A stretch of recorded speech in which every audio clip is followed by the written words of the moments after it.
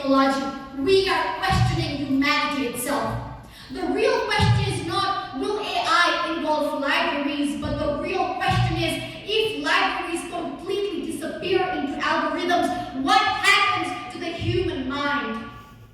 Because libraries are not just buildings filled with books, it is the essence. They are the archives of human consciousness.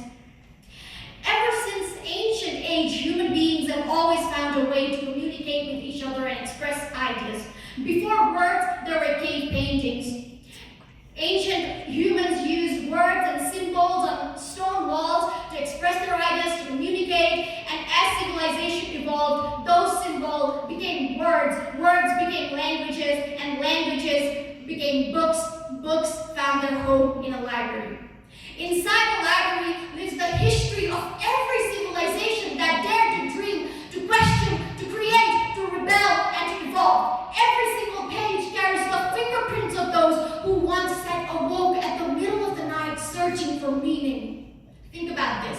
Centuries ago, Leonardo da Vinci imagined a flying machine when humanity had never seen an airplane.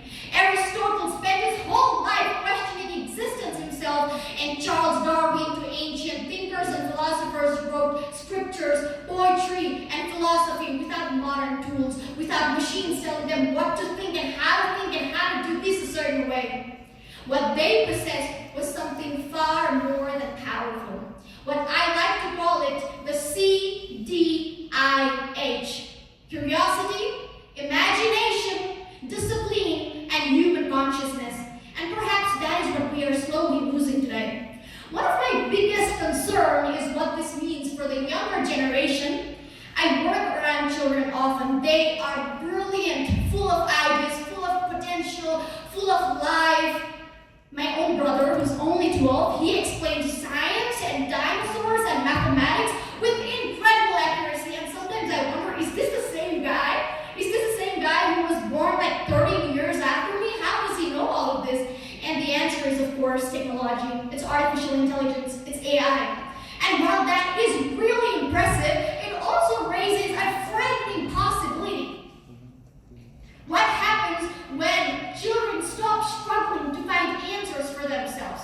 What happens when imagination and creativity is replaced by instant retrieval?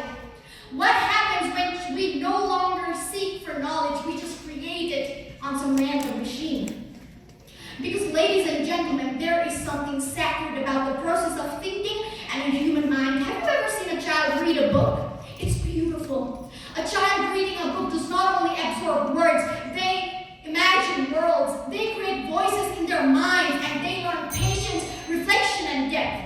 I want to say so much, but we know the rules, ladies and gentlemen. This speech is not against AI. Rejecting technology would be foolish. Artificial intelligence is already helping humanity in extraordinary ways.